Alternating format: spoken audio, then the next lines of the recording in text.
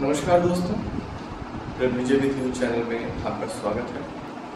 और मैं काफ़ी खुश हूँ कि आज आप मेरी इस वीडियो को देख रहे हैं। चूँकि ये मेरा पहला वीडियो है तो हो सकता है कि कुछ कमियाँ हों, जैसे कि साउंड की क्वालिटी आपको ख़राब लगे या फिर जो विजुअल है वो आपको थोड़े सही ना लगे, क्योंकि ये कोई स्टूडियो से मैं शूट तो कर नहीं रहा हूँ, इसलिए शायद आपको कुछ परेशानी आ सकती है। वैसे आप अपने सुझाव कमेंट्स में भी दे सकते हैं और मैं पूरी कोशिश करूँगा कि आपके सुझावों पे काम करूँ।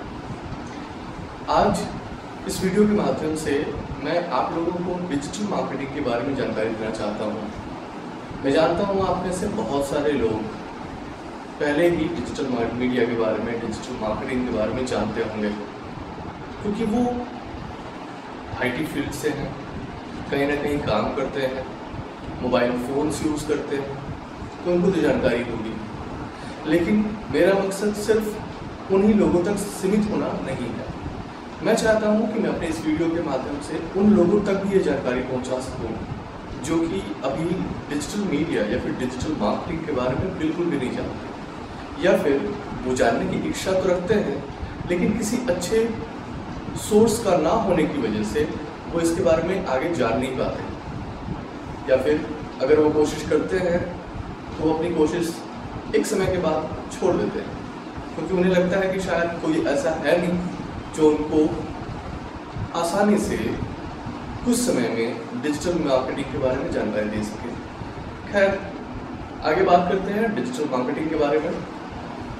तो सबसे पहले तो मैं ये बताना चाहूँगा कि आज के समय में डिजिटल मार्केटिंग जो शब्द है, इसको हम लोग अलग अलग शब्दों से भी जानते हैं। कुछ लोग इसे इंटरनेट मार्केटिंग के रूप में जानते हैं, कुछ लोग इसे ऑनलाइन मार्केटिंग कहते हैं, या कुछ लोग इसे ई मार्केटिंग के भी रूप में जानते हैं या नाम से जानते हैं। चीज़ें या फिर जो प्रोसेस या जो एग्जीक्यूशन है वो सब में सिमिलर हैं। आप इसे सिनोनिम्स समझ सकते हैं डिजिटल मार्केटिंग का या फिर इंटरनेट मार्केटिंग का, ये सभी एक है, समान है। तो बात आती है कि ये डिजिटल मार्केटिंग आखिर है तो वो किसके लिए है?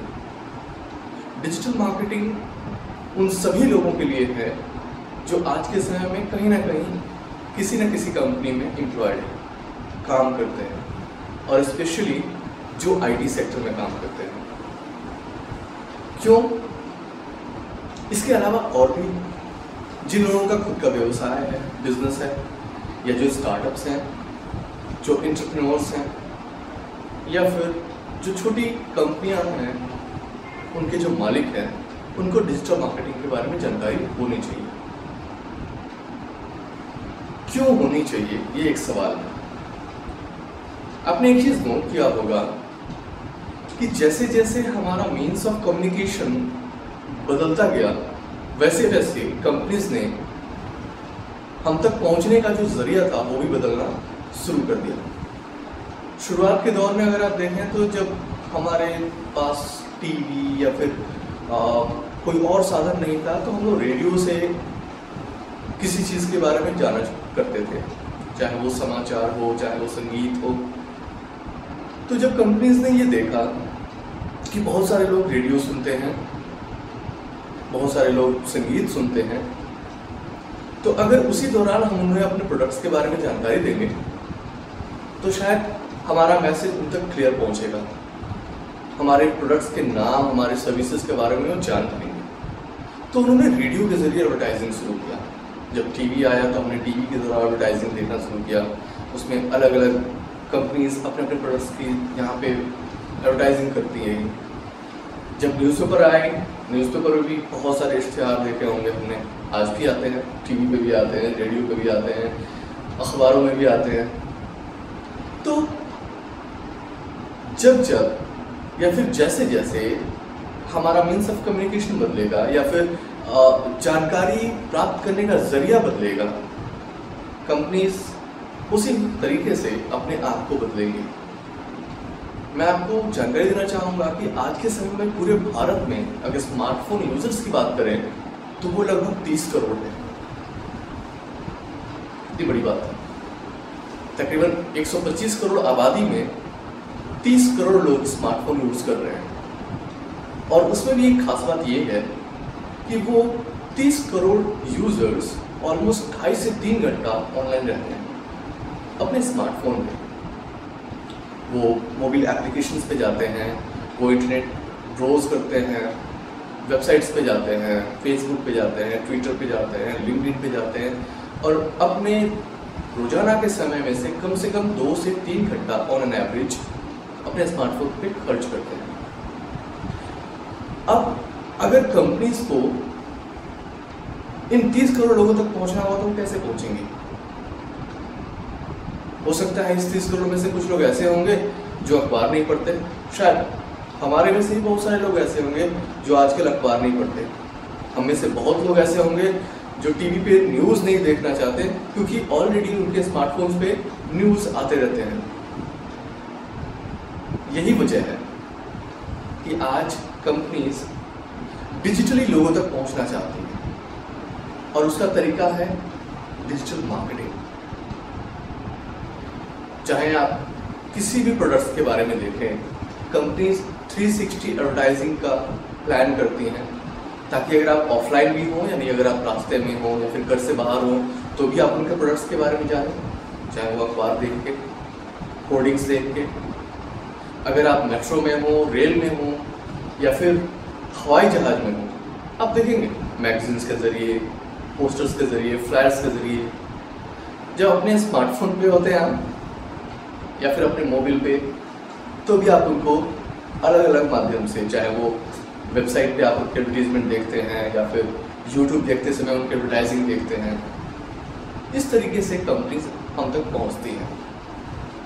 और चूंकि कंपनीज को कस्टमर्स तक पहुंचना है और अपने प्रोडक्ट्स को एडवर्टाइज करना है, इसीलिए वो डिजिटल मार्केटर्स या इंटरनेट मार्केटर्स हायर करते हैं जो कि डिजिटल मार्केटिंग, इंटरनेट मार्केटिंग में एक्सपर्ट्स होते हैं और इनकी ज़रूरत अभी कम नहीं है और आने वाले समय में और बढ़ेगी। तो अगर आपको इसकी जानकारी है तो कहीं ना कहीं बहुत अच्छी बात है। अगर आपको इसकी जानकारी नहीं है तो आपको अपने आप को इस सेक्टर में इन्फॉर्म करना चाहिए, जानकारी लेनी चाहिए। तो ये था मेरे को आपको ये बताने का कि डिजिटल मार्केटिंग किसके लिए है और डिजिटल मार्केटिंग क्यों ज़रूरी है। खैर, अब ज़्यादा समय नहीं लूँगा, अब मैं डायरेक्टली बात करूँगा डिजिटल मार्केटिंग बिल्कुल बेसिक से। किसी भी इंडिविजुअल को अगर बात करें, आज के समय में एक डिजिटल आइडेंटिटी की ज़रूरत होती है या फिर वर्चुअल आइडेंटिटी की, जिसको हम लोग वेबसाइट के नाम से जानते हैं। वेबसाइट के ज़रिए हम अपने प्रोडक्ट्स को शो करते हैं सैकड़ों, हज़ारों, करोड़ों लोगों तक। लेकिन सैकड़ों, हज़ारों, करोड़ों लोगों तक अपने वेबसाइट को पहुंचाने के लिए हमें 2 तरीके चुनने हो सकते हैं। पहला, या तो वो फ्री हो सकता है या दूसरा वो पेड हो सकता है। जैसा कि मैंने शुरू में ही बताया, पहले टीवी एडवर्टाइजिंग भी पेड थे, न्यूज़पेपर एडवर्टाइजिंग पेड। तो 2 तरीके हो सकते हैं, या तो हम फ्री में हैं या फिर पेड। यहाँ मैं बात कर रहा हूँ डिजिटल मार्केटिंग के सबसे पहले ऑप्शन के बारे में, जो कि है search engine optimisation. Search engine optimisation क्या है? तो ये एक एक्सपेरिमेंटल प्रोसेस है जहाँ पे हम आए दिन अपने वेबसाइट को बदलते हैं, कंटेंट के मामले में अपडेट करते हैं और गूगल की गाइडलाइंस को फॉलो करते हुए हम इसको इतना ऑप्टिमम बनाते हैं ताकि किसी भी यूज़र के सर्च पे हमारी वेबसाइट उस सर्च क्वेरी को मैच करके फर्स्ट पेज या सेकंड पेज तक आ सके। शायद आप जानते होंगे कि गूगल तकरीबन हर एक कीवर्ड के लिए 1000 से ज़्यादा सर्च रिजल्ट्स 1 सेकंड से कुछ समय सेकंड के अंदर ही आपको शो करता है। यानी पेज 1 से लेकर के पेज 100 तक एक कीवर्ड के बारे में आपको रिजल्ट्स मिल सकते हैं। लेकिन यार ये भी आप जानते होंगे कि उसमें से तकरीबन हम जैसे यूज़र्स जो स्मार्टफोन यूज़ कर रहे हैं, इंटरनेट यूज़ कर रहे हैं, वो first page, second page, third page के बाद तो जाते ही नहीं है आगे, फोर्थ पेज, फिफ्थ पेज पे कौन जाता है? कोई नहीं जाता।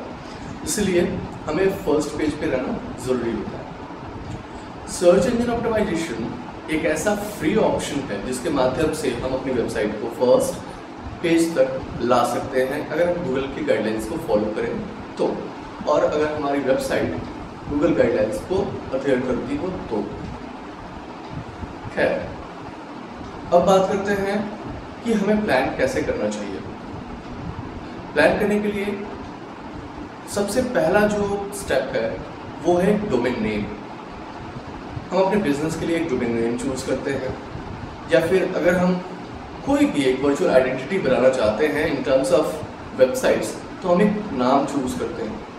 हमारा डोमेन नेम अगर हमारे बिजनेस को रिफ्लेक्ट करता है तो एक एडेड एडवांटेज हो सकता है, लेकिन ये एक मैंडेटरी रिकमेंडेशन नहीं है, क्योंकि डोमेन नेम कुछ भी हो सकता है। अगर आप फेसबुक की बात करें तो फेसबुक के डोमेन नेम से कहीं भी आपको ये पता नहीं लगता कि ये किस बिजनेस में है या किस इंडस्ट्री में है।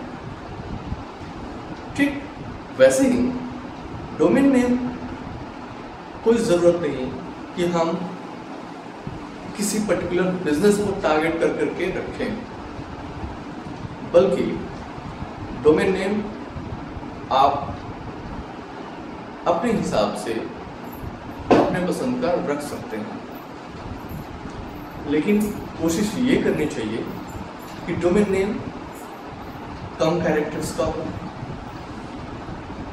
और खास करके कीवर्ड बेस्ड डोमेन नेम्स अगर हम ना रखें तो वो ज़्यादा बेहतर होगा।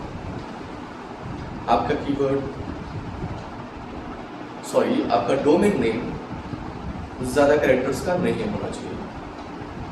दूसरी चीज़, आप जिस सर्वर पे अपनी वेबसाइट को होस्ट करना चाहते हैं वो सर्वर अगर शेयर्ड है, क्योंकि हम में से बहुत सारे लोग अगर कोई वेबसाइट शुरू करते हैं तो उन्हें इस बात का अंदाज़ा नहीं होता कि कितना ट्रैफिक होगा, यानी कितने विजिटर्स हमारे वेबसाइट को विजिट करेंगे, कितने स्पेस की ज़रूरत होगी।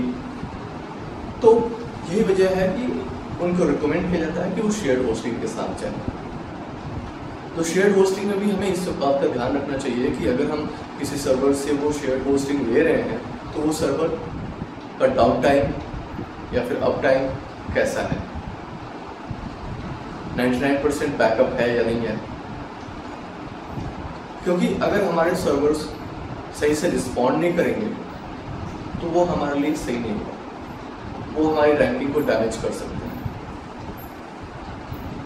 जब एक बार हमारा डोमेन और होस्टिंग क्लियर हो जाता है तो हम बात करते हैं वेबसाइट डेवलपमेंट की, वेबसाइट डिज़ाइनिंग। वो आप अपने वायर फ्रेम और अपने लॉजिक्स के हिसाब से अपनी वेबसाइट कंप्लीट कर सकते हैं। वेबसाइट कंप्लीट करने के लिए और जब कंप्लीट हो जाती है उसके बाद का जो प्रोसेस है वो ये है कि हमें अपनी वेबसाइट के ऑन पेज ऑप्टिमाइजेशन पे ध्यान देना चाहिए। लेकिन उसके पहले जब एक बार आपकी वेबसाइट कंप्लीट हो जाए या फिर आप वेबसाइट कंप्लीट करने के अभी काफ़ी करीब हो तो आप गूगल एनालिटिक्स पे अपना अकाउंट क्रिएट करें। दोस्तों, जो कुछ ऐसे टर्म्स मैं बीच में ला रहा हूँ, मैं आने वाले समय में उन सारे डिफरेंट वर्टिकल्स को एक एक करके क्लियर करूँगा। अगर हम बात करें गूगल एनालिटिक्स की, तो गूगल एनालिटिक्स एक ऐसा प्लेटफॉर्म है जहाँ से हम अपने विजिटर्स को ट्रैक कर सकते हैं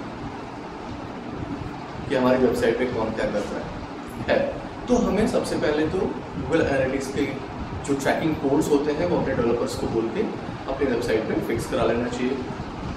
जब वेबसाइट कंप्लीट हो जाए तो गूगल वेब मास्टर टूल्स, जिसको आज हम सर्च कंसोल के नाम से जानते हैं, हमें उसमें ऐड करना चाहिए। ऐड करने के बाद से हमें अपने साइट मैप्स उसमें अपलोड करने चाहिए ताकि गूगल, आपको ये चीज़ जानकारी होगी कि या फिर नहीं है तो मैं आपको अपडेट करना चाहूँगा।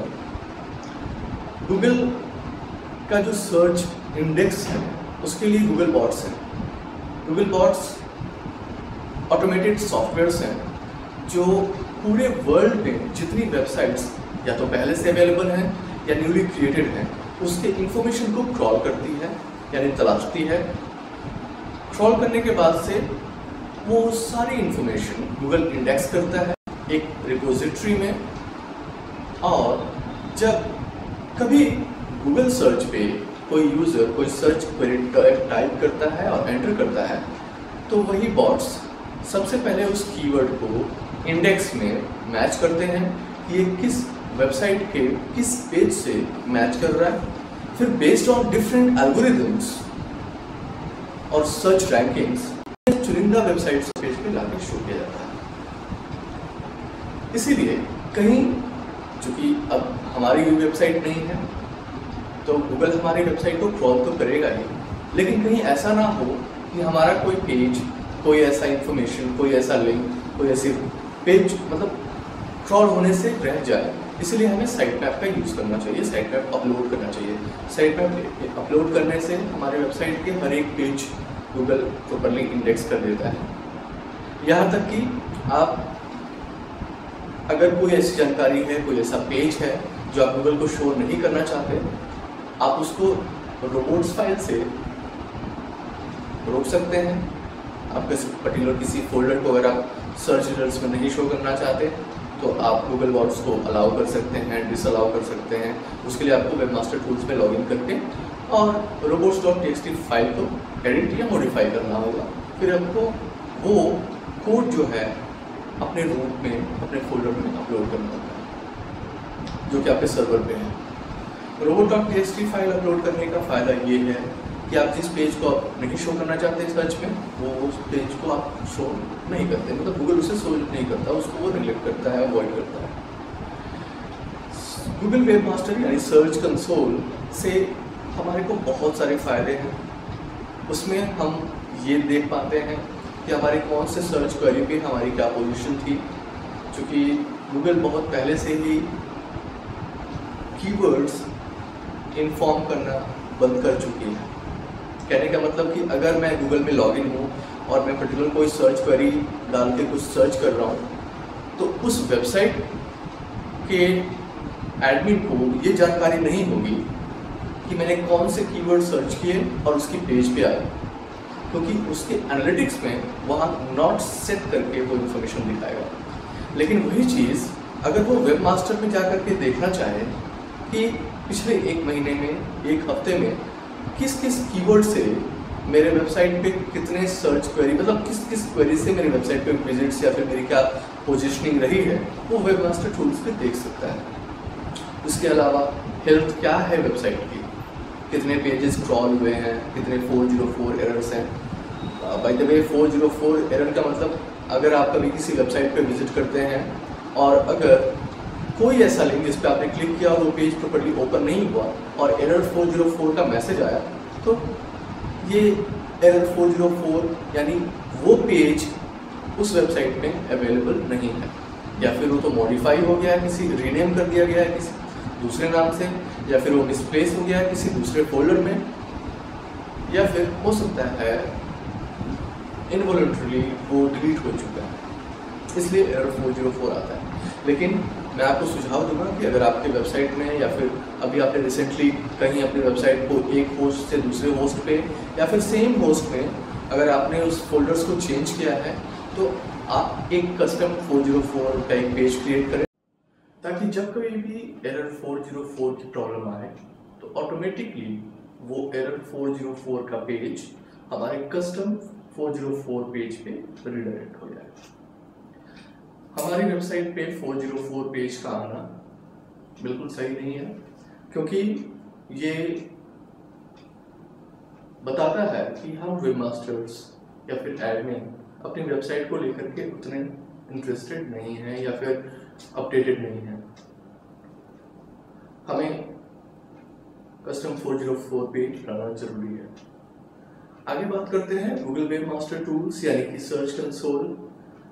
मैं कोशिश करूंगा कि अगले वेब सीरीज में या फिर अगले एपिसोड में आपको स्क्रीन डिस्प्ले कर सकूं और आपको step by step Google webmaster tools के इंस्ट्रक्शंस और रिकमेंडेशंस बता सकूं। ये एक वर्बल सेशन था जिसमें मैं आपको बताने की कोशिश कर रहा हूँ डिजिटल मार्केटिंग के बारे में। खैर, अगले जैसा मैंने आपको बताया, अगले सीरीज में आपको मैं प्रैक्टिकल करके दिखाऊंगा।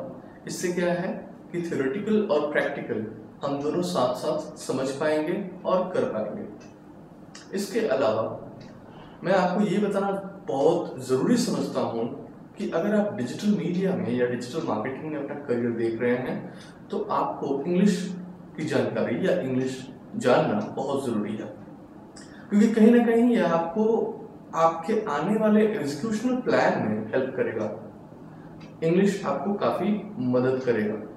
अगर आपको इंग्लिश की जानकारी नहीं है तो आप एक अच्छे डिजिटल मार्केटियर नहीं बन सकते। एक अच्छे डिजिटल मार्केटियर बनने के लिए आपको इंग्लिश की जानकारी जरूरी है। खैर, आज मैं उम्मीद करता हूं कि एक ओवरव्यू सेशन आपको अच्छा लगा होगा, और अगर आपको ये मेरा पहला सेशन, पहला वीडियो अच्छा लगा हो तो मैं आपसे रिक्वेस्ट करूँगा कि आप मुझे फॉलो करें या फिर आप मेरी वीडियो चैनल को सब्सक्राइब करें, क्योंकि सब्सक्राइब करने से आपको मेरे नए अपडेटेड अपलोडेड वीडियोस के बारे में जानकारी या नोटिफिकेशन आपको मिलती रहेगी। यहाँ तक कि मैं समझता हूँ कि अगर ये जानकारी आपको अच्छी लगी है या फिर आप चाहते हैं कि आपके साथ साथ आपके करीबी दोस्त या ऐसे दोस्त जो आपके शहर में नहीं हो लेकिन हाँ उनकी इच्छा हो कि वो डिजिटल मार्केटिंग सीखना चाहते हैं, आप उनके साथ मेरे इस चैनल को शेयर करें ताकि वो भी आप ही की तरह मेरे इस चैनल से डिजिटल मार्केटिंग कोर्स या फिर ट्यूटोरियल कंप्लीट कर सकें।